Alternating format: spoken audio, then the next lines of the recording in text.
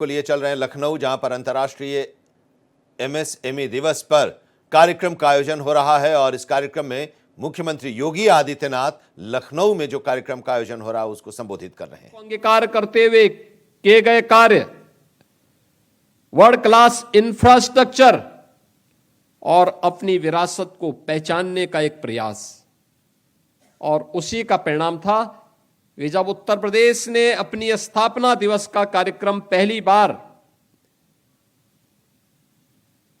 2018 में 24 जनवरी का आयोजित किया था। उत्तर प्रदेश जो ये नाम बना है, उत्तर प्रदेश का जो ये नामकरण हुआ है, ये 24 जनवरी 1950 को हुआ था।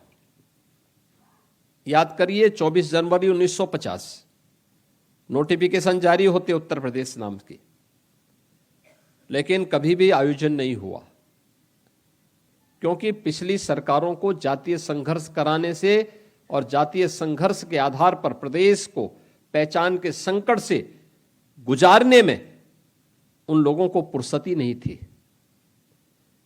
वे अपने परिवार के लिए करते थे, उन्हें प्रदेश से मतलब नहीं था। परिणाम क्या था? इस भीषण संकट के दौर से हम गुजर रहे थे कि उत्तर प्रदेश के नाम पर धर्मशाला तो दूर, होटलों में भी रूम नहीं मिल पाते थे। पैसा देकर के भी लोगों को रूम नहीं मिल पाते थे। पहचान के संकट के दौर से गुजर रहे उत्तर प्रदेश को एक नई पहचान दिलाने के लिए आदरणीय प्रधानमंत्री जी की प्रेरणा से हमने परंपरागत उद्यम को एक पहचान दी, और वह थी वन डिस्ट्रिक्ट वन प्रोडक्ट की। आज मुझे प्रसन्नता है कि वन डिस्ट्रिक्ट वन प्रोडक्ट के साथ हम लोगों ने अनेक अन्य योजनाएं चलाई, जिसमें वन डिस्ट्रिक्ट वन प्रोडक्ट के आधार पर सभी 75 जनपदों की उनकी अपनी एक यूनिक प्रोडक्ट हो, उसको हम तकनीक के साथ में, उसे हम मार्केट के साथ में, उसके हम पैकेजिंग के साथ में, उसको हम डिजाइनिंग के साथ में जोड़ सकें। ये सभी कार्य हम लोगों ने करने के बाद अब उसे एक्सपोर्ट के साथ जोड़ने का काम कर रहे हैं। कॉमन फैसिलिटेशन सेंटर के आज 2 केंद्र यहां पर लोकार्पित भी किए गए हैं, बरेली और मुरादाबाद के। सीएफसी बरेली और सीएफसी मुरादाबाद का भी लोकार्पण किया जा रहा है।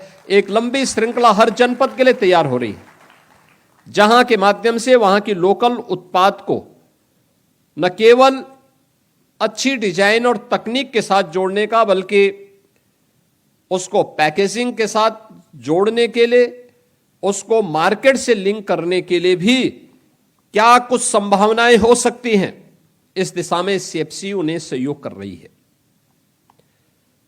प्रदेश के अंदर एमएसएमई सेक्टर की जो संभावनाएं हैं, ये देश के अंदर सबसे ज्यादा है।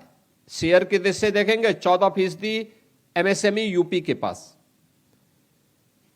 संख्या की दृष्टि से देखेंगे लगभग 90 लाख से ऊपर है, और उत्तर प्रदेश पहला राज्य है जिसने अपनी एमएसएमई यूनिट को एक सुरक्षा कवच भी दिया है। 5 लाख रुपए का सुरक्षा कवच रजिस्ट्रेशन कराने मात्र भर से उसे प्राप्त हो जाता है। यानी ये 90 से 96 लाख एमएसएमई यूनिट जो यूपी में है, जिन्होंने रजिस्ट्रेशन करवा लिया है, उन्हें उस रजिस्ट्रेशन के साथ ही 5 लाख रुपए का एक सुरक्षा कवर भी मिल गया है। सामाजिक सुरक्षा की गारंटी उन्हें उपलब्ध करवा दी गई है। यह जो गारंटी उन्हें दी जा रही है, इस बात को लेकर के, और आज तो आपने देखा होगा, हमने जो इस वर्ष उत्तर प्रदेश स्थापना दिवस के अवसर पर महामहिम उपराष्ट्रपति जी के कर कमलों से जो एक नई स्कीम लागू की, सीएम युवा के नाम पे उत्तर प्रदेश में मुख्यमंत्री युवा उद्यमी स्कीम, जिसमें किसी भी नौजवान को, जिसका चयन एक प्रक्रिया के तहत होता है, उसका प्रशिक्षण होता है। प्रशिक्षण के बाद वह कोई उद्यम स्थापित करना चाहता है तो 5 लाख रुपए तक का ऋण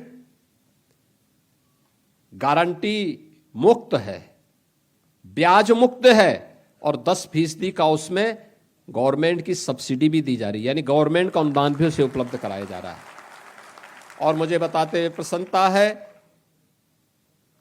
कि 24 जनवरी 2025 से लेकर के अब तक 55,000 से अधिक युवाओं को इस सुविधा का लाभ प्राप्त हो चुका है। 55,000 से अधिक युवा इससे जुड़ चुके हैं। अब आप मुझे बताइए, 55,000 युवा जो इससे जुड़े हैं, क्या इनका चेहरा देख करके योजना दी गई है? क्या जाति देख करके दी गई है? क्या उसका क्षेत्र, उसकी भाषा देख करके दी गई है? नहीं, यह सबका साथ और सबके विकास के भाव को ध्यान में रख करके उसे उपलब्ध कराया गया है, क्योंकि उत्तर प्रदेश का हर युवा की प्रतिभा और उसकी ऊर्जा का लाभ हम उत्तर प्रदेश के विकास में लगाना चाहते हैं। उत्तर प्रदेश को देश की अग्रणी अर्थव्यवस्था के रूप में स्थापित करना चाहते हैं। इसलिए हमारे लिए जाति मायने नहीं रखती, हमारे लिए तो उसकी प्रतिभा को एक प्लेटफॉर्म उपलब्ध करवाने का कार्य हम कर रहे हैं, और ये सीएम युवा स्कीम उसी का हिस्सा है। ये जो 96 लाख एमएसएमई यूनिट यूपी के अंदर आज कार्यरत हैं, और इसमें लगभग 2 करोड़ लोग जो कार्य कर रहे हैं, आखिर ये यूपी का ही था। 17 के पहले की सरकारें क्या कर रही थी? क्यों उस समय एमएसएमई उद्यम बंद हो गया था? मुझे पिछले दिनों भदोई जाने का अवसर प्राप्त हुआ। याद करिए, भदोई का कारपेट ये बंदे के कगार पर था।